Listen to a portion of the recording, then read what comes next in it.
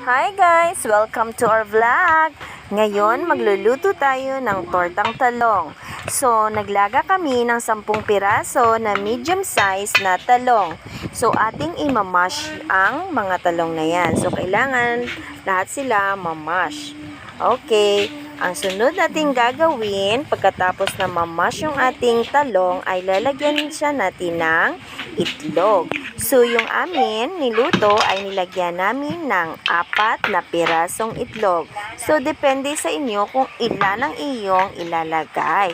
Pero sa amin nilagyan siya namin ng 4 na pirasong itlog. And then, nagsumali yung mga aming mga makukulit na bubuwet. O, ayan, tingnan nyo. So, sunod, ayan siya, ang mga anak naming maliliit na mga makukulit, gustong sumali sa pagluluto.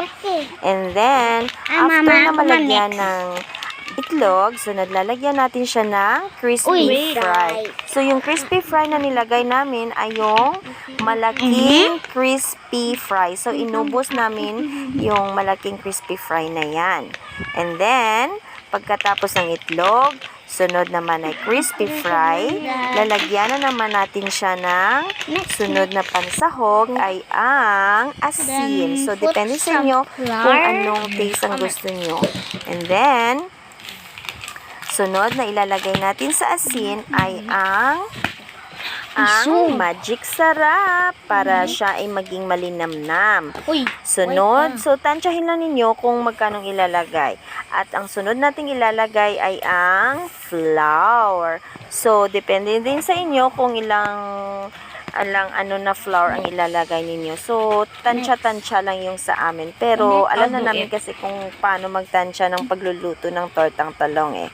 So, siguro pwede din lagyan niyo ng isang tablespoon. Depende kasi sa dami ng talong na na-mash ninyo. So, ano nyo lang, tansya-tansya lang siya.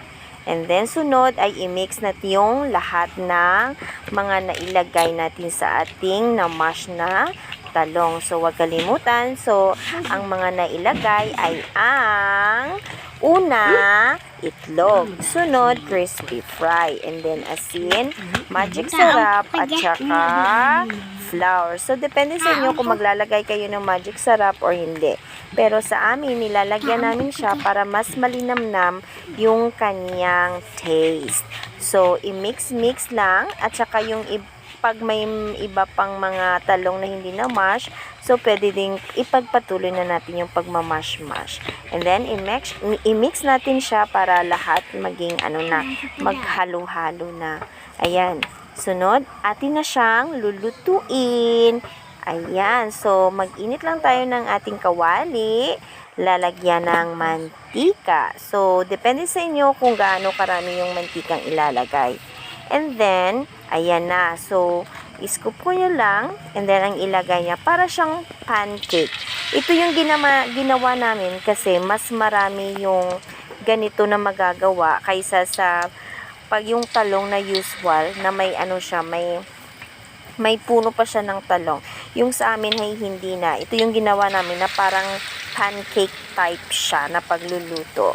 And then, so lulutuin natin siya. Wait natin siyang hanggang maging brownish brown na maluto yung ating tortang talong. So, ayan, kumukulo-kulo na siya. Yung apoy natin kailangan hindi siya masyadong malakas. So, yung tsakto-tsakto lang para hindi siya agad